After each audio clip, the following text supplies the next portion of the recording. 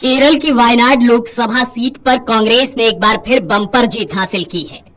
राहुल गांधी लगातार 2 बार से वायनाड में चुनाव जीत रहे थे, लेकिन 2024 के लोकसभा चुनाव में जब राहुल गांधी रायबरेली और वायनाड दोनों सीटों से चुनाव लड़े और दोनों सीटों पर विजयी हुए, तब उन्होंने वायनाड सीट छोड़ने का फैसला लिया, जिसके बाद कांग्रेस ने प्रियंका गांधी को मैदान में उतारा और अब प्रियंका गांधी ने भी यहां जीत हासिल कर इतिहास रच दिया है। करीब 3.5 दशक का खुद का राजनीतिक अनुभव बताने वाली प्रियंका पहली बार चुनावी राजनीति में दाखिल हुई हैं। प्रियंका से पहले उनकी दादी इंदिरा, मां सोनिया गांधी और भाई राहुल गांधी भी दक्षिण भारत से लोकसभा चुनाव लड़ चुके हैं। आइए जानते हैं कि नेहरू गांधी परिवार से कौन कब दक्षिण से चुनाव लड़ा, यहाँ से चुनाव लड़ने का कारण क्या रहा और नतीजे कैसे रहे हैं। तो सबसे पहले बात करते हैं इंदिरा गांधी की। देश में आपातकाल के बाद 1977 के आम चुनाव में कांग्रेस विरोधी लहर चली और पार्टी को देश भर में हार का सामना करना पड़ा। लहर ऐसी कि इंदिरा गांधी को रायबरेली लोकसभा सीट पर हार का मुंह देखना पड़ा। इस चुनाव के बाद इंदिरा गांधी ने संसद में फिर से प्रवेश करने के लिए दक्षिण की ओर देखा। इस तरह से इंदिरा ने 1978 में कर्नाटक के चिकमंगलूर से उपचुनाव लड़ने का फैसला किया। इंदिरा गांधी चिकमंगलूर लोकसभा सीट से उपचुनाव लड़ सकें, इसके लिए चिकमंगलूर के तत्कालीन कांग्रेस सांसद डीवी चंद्रेगौड़ा ने अपनी सीट से इस्तीफा दे दिया। इस चुनाव में इंदिरा का मुकाबला जनता पार्टी के उम्मीदवार और कर्नाटक के पूर्व सीएम वीरेंद्र पाटिल से था।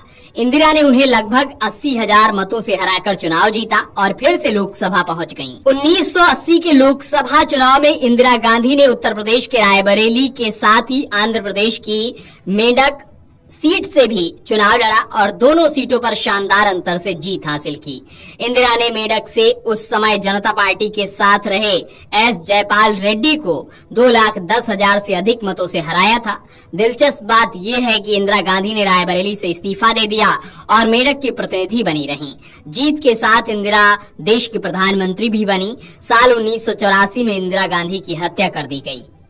1999 में इंदिरा गांधी की बहू सोनिया पहली बार चुनावी मैदान में उतरी और उन्होंने सुरक्षित सीट के लिए दक्षिण की ओर देखा। 1999 में सोनिया ने नेहरू गांधी परिवार के पारंपरिक गढ़ अमेठी से चुनाव लड़ा, लेकिन उनको सुरक्षित सीट की भी जरूरत थी क्योंकि उस समय उत्तर प्रदेश में बीजेपी की सत्ता थी।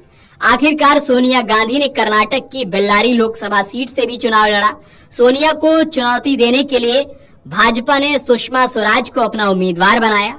सुषमा स्वराज ने आक्रामक चुनाव प्रचार किया, लेकिन सोनिया ने 56,000 वोट के अंतर से बाजी अपने नाम कर ली। सोनिया गांधी ने बाद में बेल्लारी सीट से इस्तीफा दे दिया और अमेठी को बरकरार रखा। साल 2019 के लोकसभा चुनाव से पहले कांग्रेस ने तय किया कि तत्कालीन पार्टी प्रमुख राहुल गांधी अमेठी के अलावा दूसरी सीट उत्तर केरल की वायनाड से भी लोकसभा चुनाव लड़ेंगे। राहुल अपने परिवार के तीसरे सदस्य बने जिन्होंने पार्टी के लिए दक्षिण भारत की सीट से लोकसभा चुनाव लड़ने का फैसला किया। फैसला ये देखते हुए लिया गया कि राहुल को अमेठी में केंद्रीय मंत्री स्मृति ईरानी से कड़ी चुनौती मिल रही थी, जो 2014 में कांग्रेस प्रमुख से मामूली अंतर से हारने के बाद से ही इस निर्वाचन क्षेत्र से जुड़ी रही। नतीजों ने भी कुछ ऐसा ही बताया और बीजेपी की मंत्री स्मृति ईरानी ने अमेठी का किला भेद दिया और कांग्रेस अध्यक्ष को पटखनी दी। हालांकि राहुल गांधी दूसरी सीट वायनाड बचाने में सफल रहे और यहां उन्होंने 4,31,770 वोट से बड़ी जीत हासिल की। साल 2019 के बाद 2024 में भी राहुल गांधी ने 2 सीटों से चुनाव लड़ा। इस बार कांग्रेस नेता ने अमेठी की जगह मां सोनिया गांधी की रायबरेली सीट से चुनाव लड़ा। इसके अलावा केरल की वायनाड से भी चुनाव मैदान में उतरे। इन दोनों सीटों के नतीजे कांग्रेस नेता के पक्ष में रहे। हालांकि राहुल ने रायबरेली सीट को अपने पास रखा और वायनाड सीट से इस्तीफा दे दिया। इस तरह से वायनाड लोकसभा सीट कांग्रेस नेता राहुल गांधी के इस्तीफे से खाली हो गई। राहुल गांधी के इस्तीफे से खाली हुई वायनाड सीट पर उपचुनाव हुआ। इस उपचुनाव में राहुल गांधी की बहन प्रियंका गांधी मैदान में उतरी। इस तरह से प्रियंका अपने परिवार की चौथी सदस्य बनी जिन्होंने दक्षिण से लोकसभा चुनाव लड़ने का फैसला लिया। कांग्रेस महासचिव प्रियंका का इस चुनाव में भाकपा के सत्येन मोकेरी और बीजेपी की नव्या हरिदास से मुकाबला था। जमीनी स्तर के नेता माने जाने वाले वामपंथी नेता सत्येन मोकेरी ने 1987 से 2001 तक केरल विधानसभा में नादापुरम निर्वाचन क्षेत्र का प्रतिनिधित्व किया है।